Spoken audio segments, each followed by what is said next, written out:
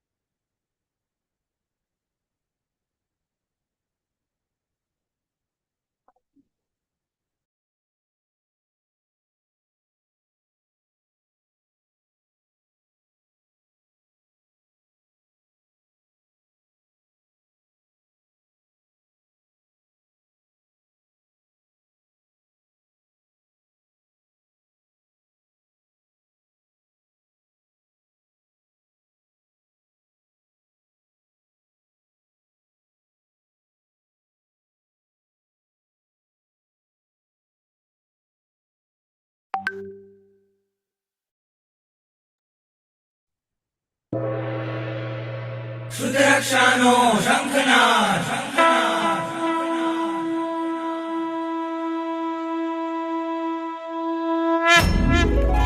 વંદે શુદ્ધજ્ઞાનમ, વંદે શુદ્ધજ્ઞાનમ, વંદે શુદ્ધજ્ઞાનમ, વંદે શુદ્ધજ્ઞાનમ. હો દેવાદિદેવા, કરું તારી હું સેવા. હો દેવાદિદેવા, કરું તારી હું સેવા. વંદે વંદે વંદે શુદ્ધજ્ઞાનમ, વંદે વંદે વંદે શુદ્ધજ્ઞાનમ. વંદે વંદે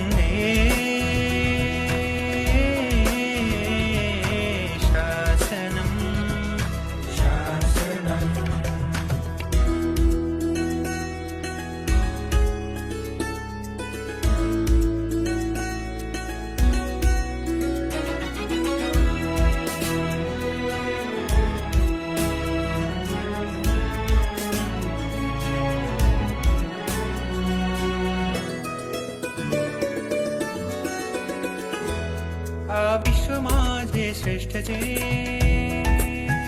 સર્વ ધર્મમાં તુલ્ય છે.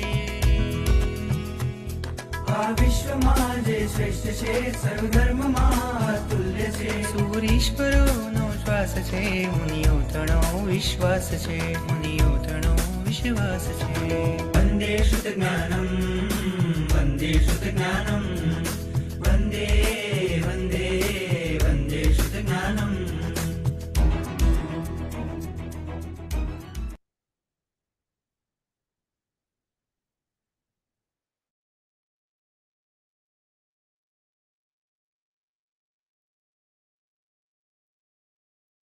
પ્રણામ ગુરુજી, નમો નમઃ.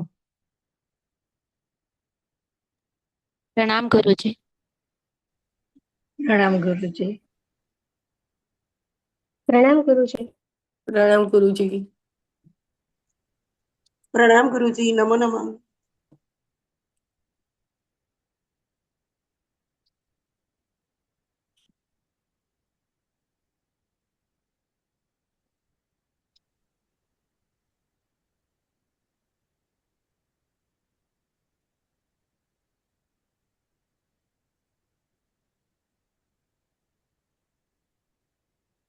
પ્રણામ ગુરુજી. નમો નમઃ.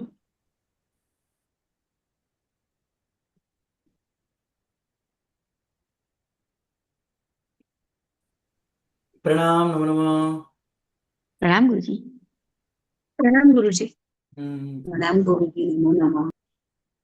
પ્રણામ ગુરુજી. નમો નમઃ. પ્રણામ ગુરુજી. નમો નમઃ.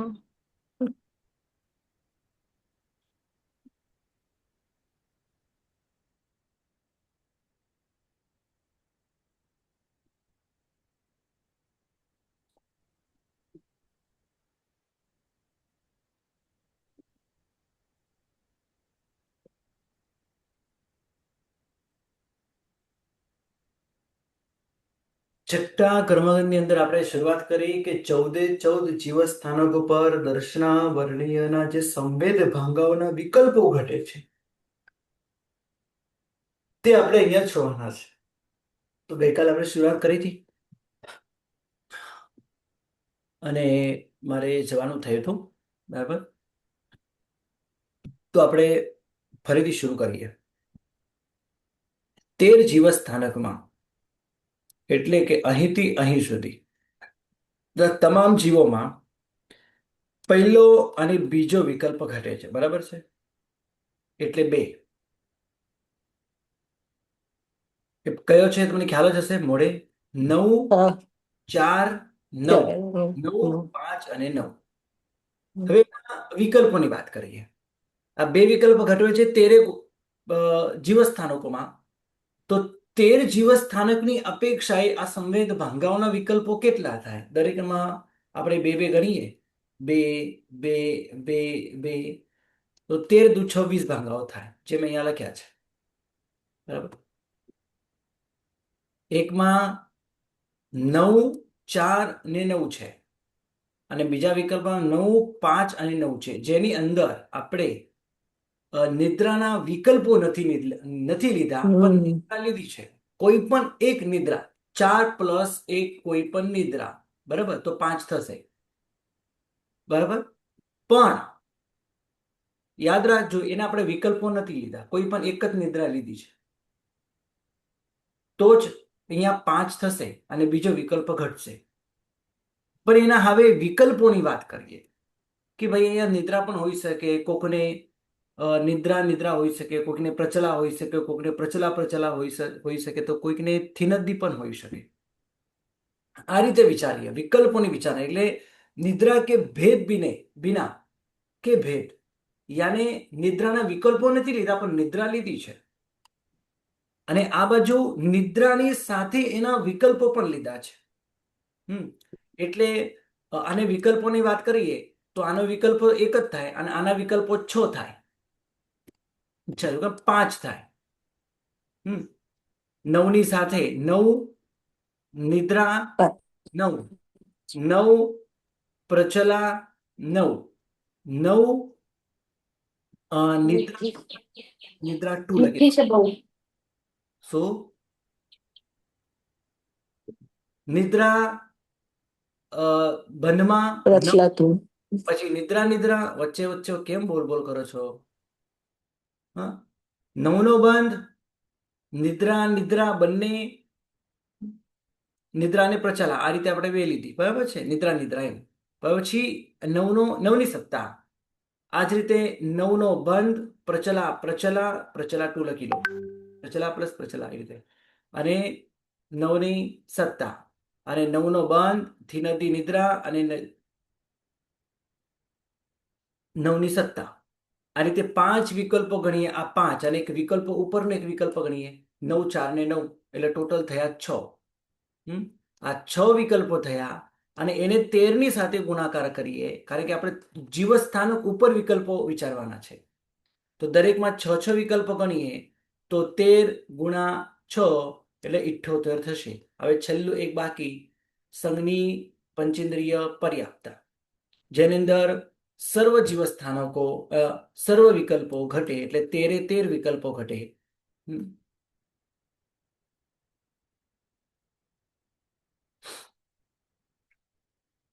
એટલે કે આ વિચારીએ સંઘની પંચેન્દ્રિય સંઘની પર્યાપ્ત, આ એક વિકલ્પ છે કે સર્વ વિકલ્પોમાં હોય છે.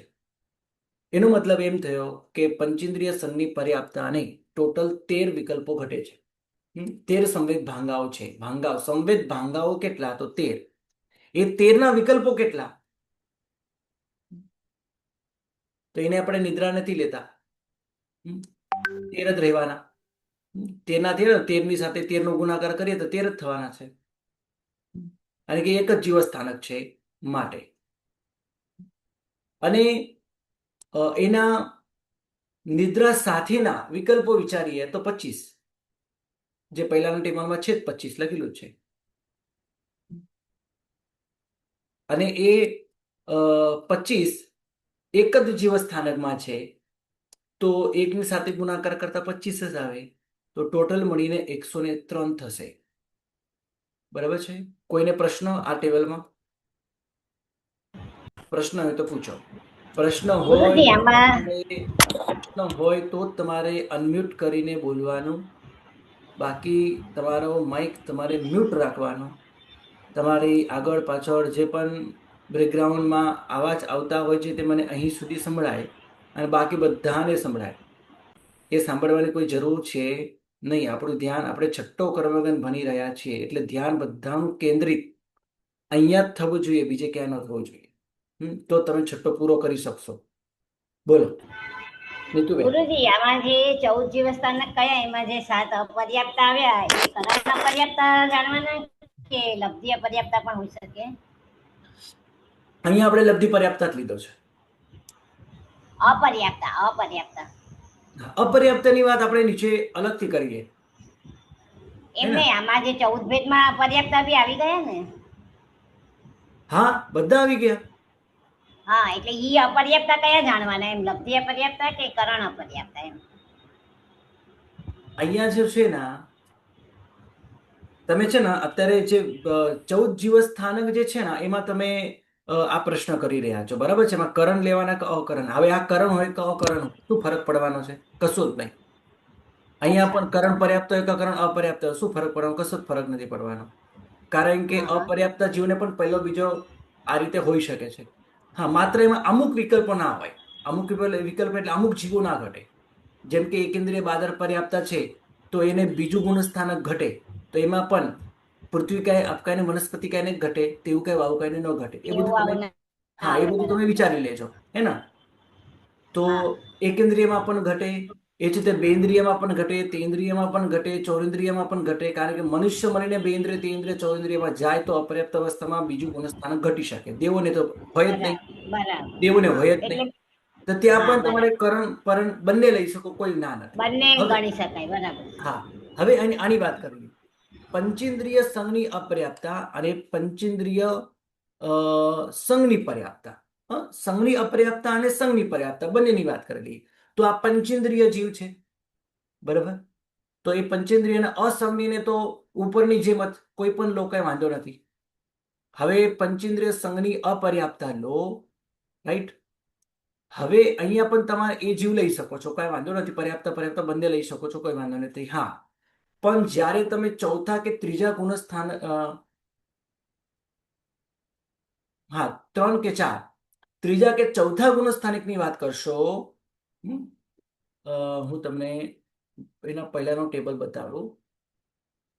હા, અહીંયા આ જે ત્રીજો વિકલ્પ અને ચોથો વિકલ્પ વાત કરશું, જ્યાં 3 થી 4 આ બધા 3 થી 7 8માંનો પહેલો ગુણસ્થાનક ત્યાં સુધીની વિચારણા કરેલી છે. તો ત્યાં આ રીતે ત્રીજું ગુણસ્થાનક હોય તો નિયમ અપર્યાપ્ત જેવું સમજવાનું, અને ચોથું ગુણસ્થાનક હોય તો ત્યાં કરણ અપર્યાપ્ત પણ તમે સમજી શકો છો. આ તમારો જવાબ. બરાબર? એટલે તમારે અહીંયા 13માં કયા લેવાના? બરાબર, 13ની અંદર કયા લેવાના? તમારે પર્યાપ્ત પર્યાપ્ત તમામ લેવાના. પણ જ્યારે તમે માત્ર ચોથા ગુણસ્થાનકની વાત કરતા હશો ત્યારે તમારા નિયમમાં પંચેન્દ્રિય સંગે પર્યાપ્ત જીવ જ સમજવાનો, અને એ કરણ અપર્યાપ્તની અપેક્ષા એ પણ ઘટી શકે છે. તો અહીંયા તમે પર્યાપ્ત લીધો, એ કરણ પર્યાપ્ત જ છે, અપર્યાપ્ત નથી. બરાબર? સમજાય, એકદમ સમજાય.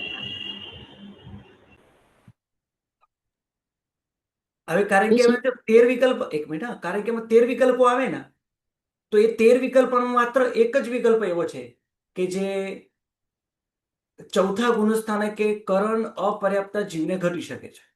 બાકી અપર્યાપ્ત જીવને પહેલા બીજા ગુણસ્થાનકના જ વિકલ્પો ઘટે, બાકી ન ઘટે.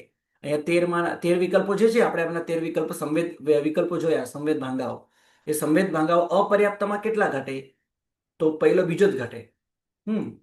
લબ્ધિ અપર્યાપ્ત જીવને પહેલો બીજો ઘટી શકે, અને કરણ અપર્યાપ્ત જીવને તો 1 2 3 4 ઘટી શકે.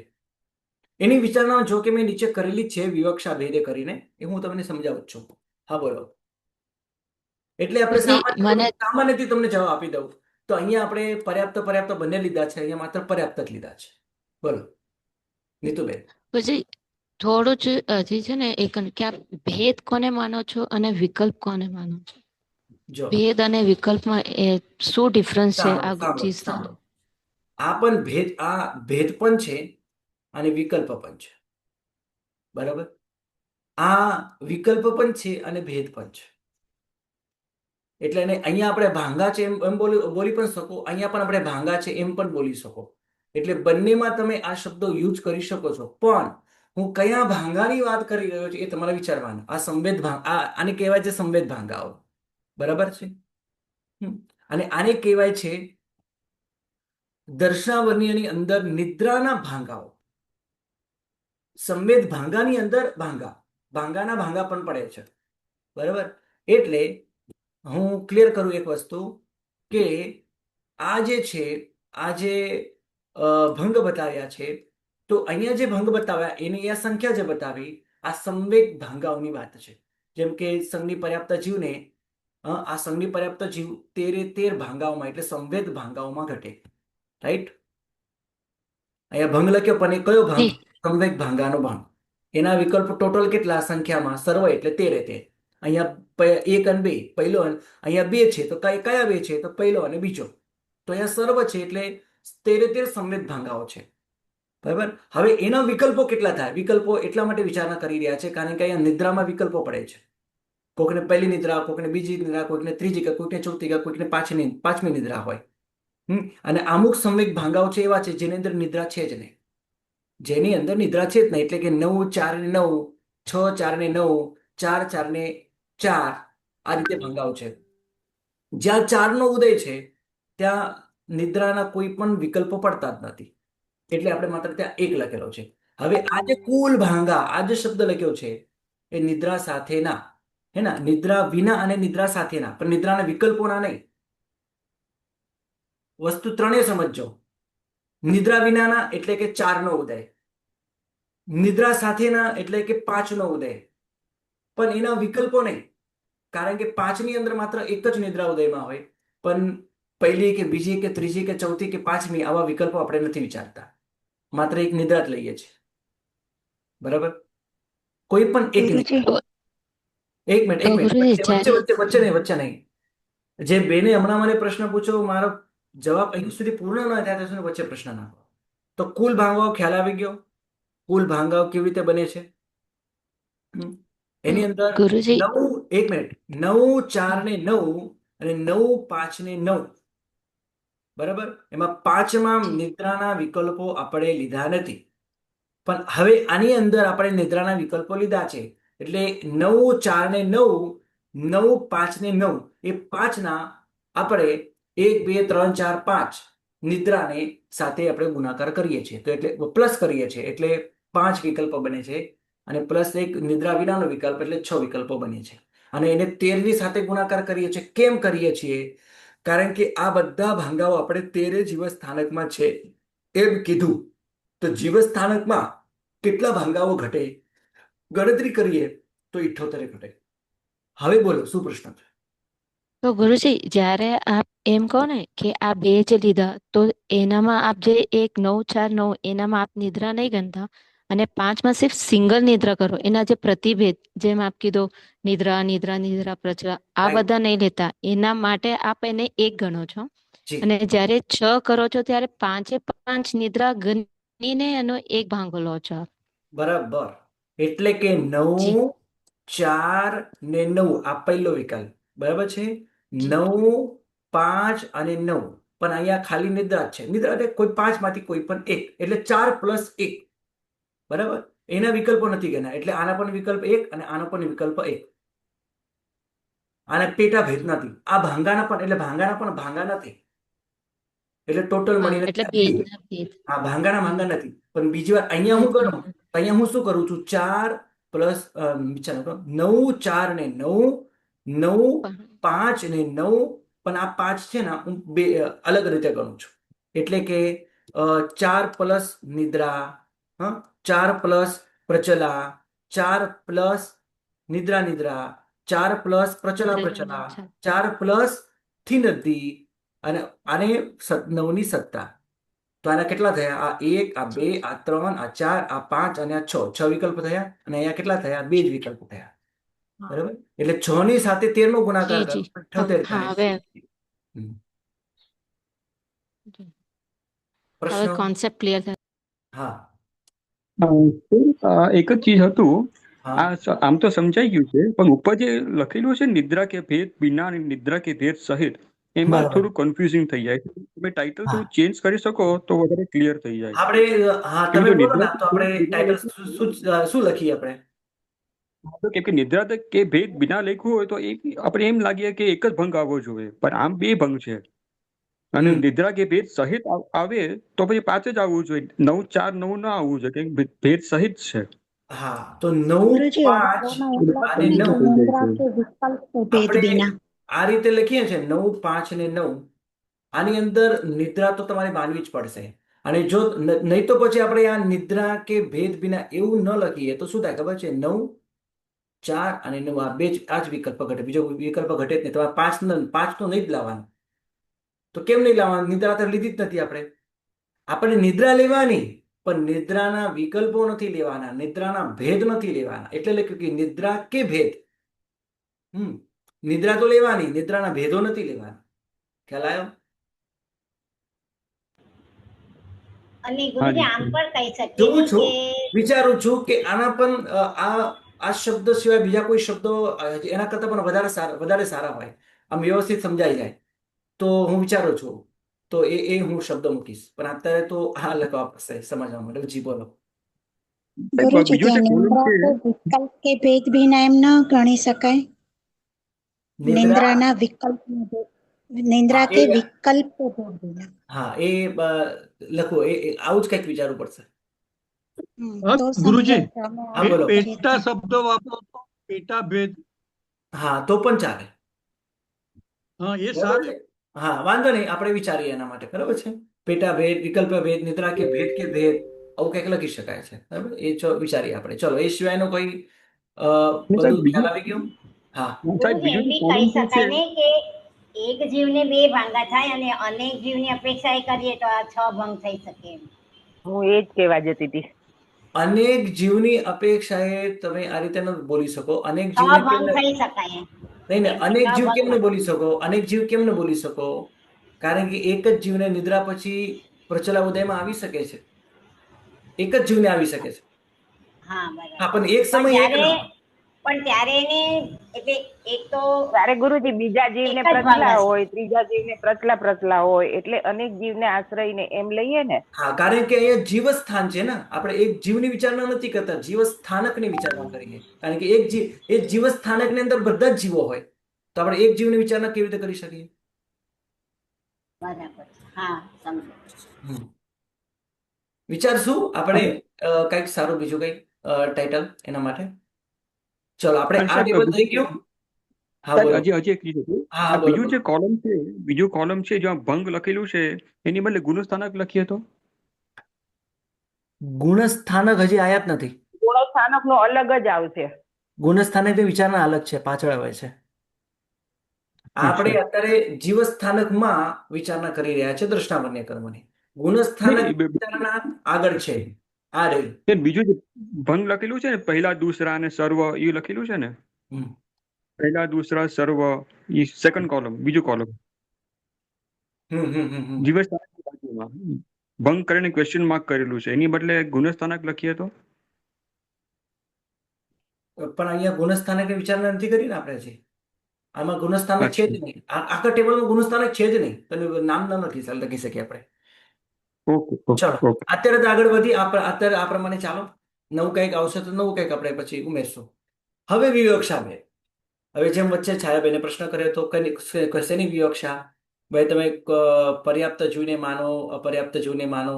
થોડી પર્યાપ્ત અપર્યાપ્તનો પણ થોડો ખુલાસો કરીએ. સૌથી પહેલા તો પર્યાપ્ત કોને કહેવાય, અપર્યાપ્ત કોને કહેવાય, આ વિશે તમારો ક્લિયર હોવો જોઈએ.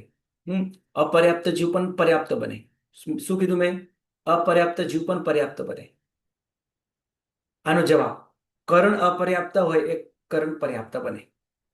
રાઈટ? તો આ બધું થોડુંક વિષય તમારે પહેલા ક્લિયર કરવો પડશે. આવડવું જોઈએ. ઘણાને આવડતું જ હશે, બરાબર, પણ જેને નથી આવડતું એને આ વસ્તુ નહીં સમજાય. લબ્ધિ અપર્યાપ્ત જીવ, લબ્ધિ અપર્યાપ્ત જીવ એ કરણ અપર્યાપ્ત જ હોય, બરાબર. એ ક્યારે પર્યાપ્ત ન બને. પણ કેટલાક આચાર્ય ભગવંતના મતે ત્રીજી પર્યાપ્તિ પૂર્ણ કરનારા જીવો પર્યાપ્ત કહેવાય. એ અપેક્ષાએ કરણ અપર્યાપ્ત જીવ પણ, એટલે લબ્ધિ અપર્યાપ્ત જીવ એ નિયમકરણ અપર્યાપ્ત હોય તો એ અન્ય આચાર્યના મતે કરણ પર્યાપ્ત પણ થઈ શકે. પણ એની વિવક્ષા અત્યારે આપણે ક્યાંય લેવાની નથી. નહીં તો તમને કદાચ વધુ તકલીફ પડી જાય એવું મને લાગે છે, બરાબર. કારણ કે કેટલાક આચાર્ય ભગવંતો કરણ આ શબ્દોનો અર્થ ત્રીજી ઇન્દ્રિય પર્યાપ્તિ કરે છે. તો 3 ઇન્દ્રિય પર્યાપ્તિ એટલે ત્રીજી ઇન્દ્રિય પર્યાપ્તિ પૂર્ણ થાય તો પછી એ કરણ પર્યાપ્ત થઈ જાય. એનો મતલબ લબ્ધિ અપર્યાપ્ત જીવ પણ પર્યાપ્ત થઈ શકે. એની વિચારણા આપણે કરવાની નથી. તમારા જ્ઞાન માટે આ વસ્તુ તમને ખાલી કહું છું. હવે આ વસ્તુને ભૂલી જાઓ, એ સાઈડમાં મૂકી રાખો. લબ્ધિ અપર્યાપ્ત જીવ કરણ અપર્યાપ્ત જ હોય, અને લબ્ધિ પર્યાપ્ત જીવ એ કરણ અપર્યાપ્ત હોય શરૂઆતમાં, જ્યાં સુધી સ્વયોગ્ય પર્યાપ્તિ પૂર્ણ ન થાય ત્યાં સુધી, અને પછી એ જ જીવ નિયમમાં પર્યાપ્ત થાય, બરાબર.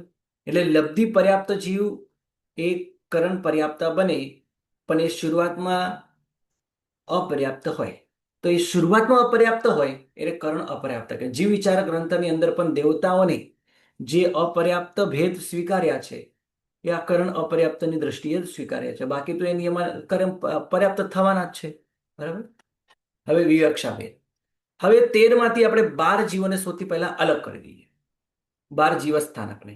તો 12 જીવસ્થાનક કે જેમને પહેલો બીજો વિકલ્પ જ સંવેદ ભાંગાઓ જ ઘટે. પહેલો બીજો સંવેદ ઘટે, બરાબર. અને ટોટલ 2 ઘટ્યા. પહેલો અને બીજો ઘટે, ટોટલ 2 ઘટ્યા.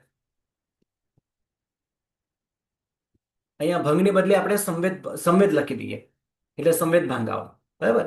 તો પહેલો અને બીજો ટોટલ કેટલા ઘટ્યા? તો 2. તો 12 સાથે 2 નો ગુણાકાર કરીએ તો એના વિકલ્પો કેટલા થશે? 24. દરેકમાં બબે વિકલ્પો ઘટશે તો 24 હશે. અને આની અંદર આપણે નિદ્રાના વિકલ્પો નથી લીધા. નિદ્રા લીધી છે, કોઈ પણ એક નિદ્રા, પણ નિદ્રાના વિકલ્પો નથી લીધા. હવે વાત કરીએ એના વિકલ્પોની. વિકલ્પો લઈએ તો ટોટલ 6 ઘટે છે. એટલે વિકલ્પો ટોટલ 6 જ છે. એટલે 5 નિદ્રાના 5 વિકલ્પો, એની સાથે ન હોય ત્યારેનો એક વિકલ્પ, એટલે 6. એટલે 6 ની સાથે 12 નો ગુણાકાર કરીએ તો 72 થાય.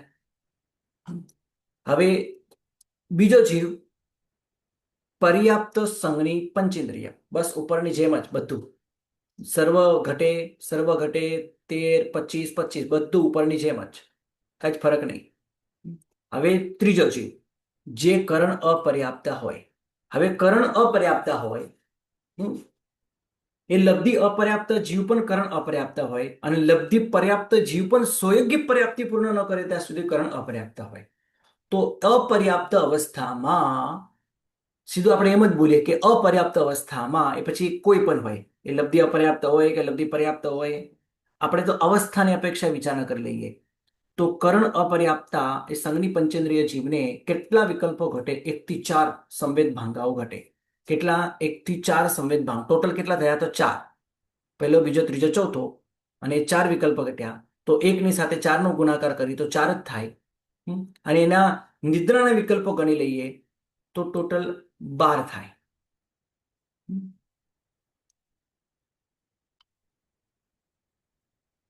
એક થી 4 જે છે એની અંદર 12 વિકલ્પો આવે છે. 1 થી 4 માં 6 + 1, 6 + 1, આ રીતે 12 આવશે. તો કુલ 12 ગુણ્યા 1 કરો તો 12 જ આવશે. તો આ રીતે 72, 25, 12, તો ટોટલ 109 વિકલ્પો ઘટશે. સામાન્યથી વિચારણા કરીએ તો 103. વિશેષ વિચારણા કરીએ, કરણ અપર્યાપ્તિને પણ થોડોક અલગ દ્રષ્ટિ આપણે કરીએ તો 12 વિકલ્પો ઘટે, વધારે એક્સ્ટ્રા.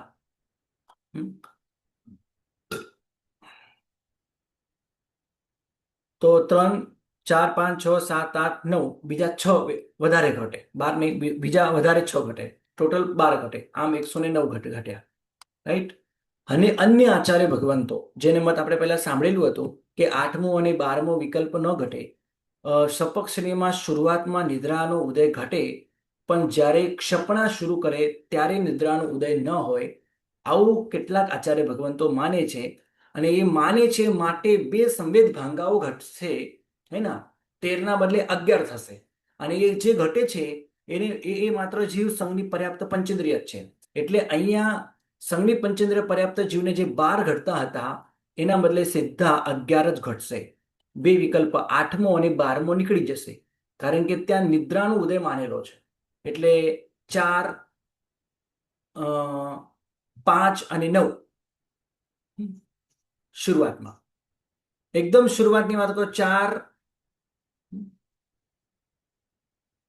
નો બંધ. હું ડાયરેક્ટ બતાવું બોલું કરતા. આ 4, 5 ને 9 આ જે વિકલ્પ છે શરૂઆતમાં હોય છે.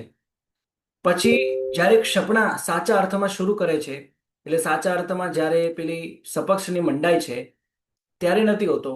એટલે કે 4, 5 ને 6 અને 0, 5 અને 6 આ 2 વિકલ્પ નહીં ઘટે, અને એના આ 2 વિકલ્પ નહીં ઘટે, આ 2 અને આ 2. એટલે આમ 2 સંવેદ ભાંગાઓ ન ઘટ્યા, એટલે 13 ના બદલે 11 થયા. બરાબર. બાકી બધા વિકલ્પો ઘટે છે. અને એના જે આપણે વિકલ્પો કરતા હતા, તો આ 4 વિકલ્પો ન ઘટે, તો 4 વિકલ્પો આપણે કાઢી નાખીએ. તો તમે જુઓ 99 થઈ ગયા. એટલે 13 માંથી સીધા 4 કાઢ્યા, 99 થયા. અને 13 માં 4 વધાર્યા, કારણ કે ત્યાં કરણ અપર્યાપ્ત જીવ લીધો. તો પહેલા, બીજા, ત્રીજા, ચોથા 4 ગુણસ્થાનકના, તો 4 અહીંયા 4 વધ્યા, અહીંયા 4 ઘટ્યા. અને આ વચ્ચેની સંખ્યા છે 103. અને 99, 103 અને 109. આ રીતે અન્ય આચાર્ય ભગવાનની સપક્ષ શ્રેણીમાં 8મા અને 12મા ભંગ ન ઘટે, એટલે સંવેદ ભંગ ન ઘટે, તો એના વિકલ્પોમાં બધું કશું જ ના ઘટે. તો એના 11, પછી 11, પછી 21 અને 21, 25 હતા ને, ટોટલ 25 હતા. બરાબર. કયા 25? તો આ 25. તો એમાંથી આ બે કાઢી નાખ્યા અને આ બે કાઢી નાખ્યા. આ સંવેદ ભાંગો આખો જ કાઢી નાખ્યો. તો અહીંયા 11 થયા અને અહીંયા 21 થયા. તો 99 થશે. ઓકે, કોઈને કઈ પ્રશ્ન? આ 12 ની વિચારણા કરી લઈએ. ચાલો, પહેલો, બીજો, ત્રીજો અને ચોથો આ વિકલ્પો ઘટે છે. બરાબર છે? તો આ 6, આ 1, આ 6 અને આ 1, તો ટોટલ 12 થયા.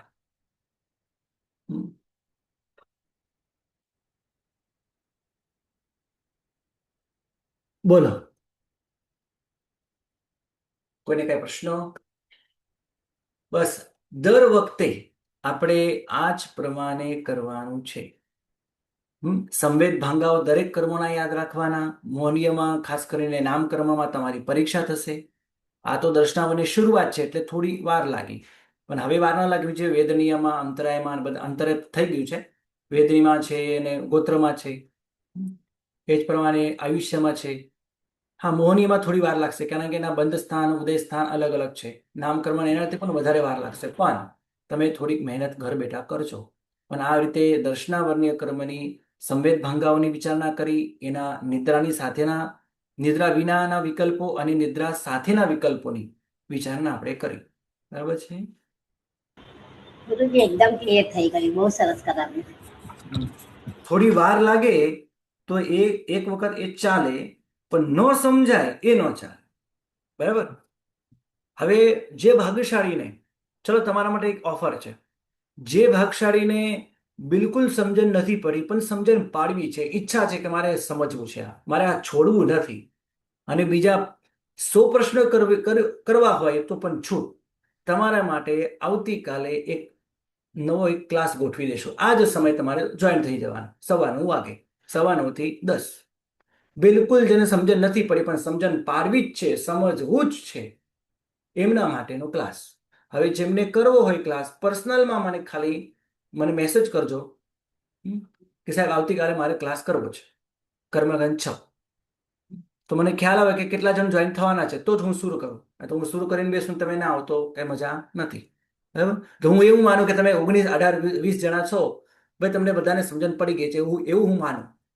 પછી તમારે અહીંયા હું પરીક્ષા કરું, થોડાક વિકલ્પો પૂછું, અને પછી આગળ ચાલુ, પછી ગુણસ્થાનક ઉપર પણ વિચારણા કરી લઈએ. પછી વેદનીય કર્મ આવશે, બધાના સંવેદ ભાંગાઓની વિચારણા બધું જ આવશે, ઘણું આવશે. હા બોલો સોનલબેન.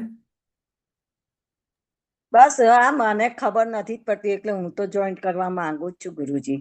ઓકે, સરસ. હું પણ જોઈન કરવા માંગુ છું ગુરુજી. એટલે ખબર પડે છે પણ માથા ઉપરથી પણ જઈ રહ્યું છે થોડું. ના ના ગુરુજી કરીએ કાલે. હા, કાંઈ વાંધો નહીં, આવતીકાલે મળીએ આપણે. બરાબર? મને અનુકૂળતા હોય તો હું તો ગ્રુપની અંદર મેસેજ કરી જ દઈશ, ભાઈ આજે ક્લાસ 6 કર્મગંજ 6 પધારજો. બરાબર? જી જી જી જી. હવે આવતીકાલે નવો ક્લાસ આપણે નથી ચલાવવાના. આવતીકાલે માત્ર તમારા જે પ્રશ્નો, તમને શું નથી સમજણ પડતી એ પ્રમાણે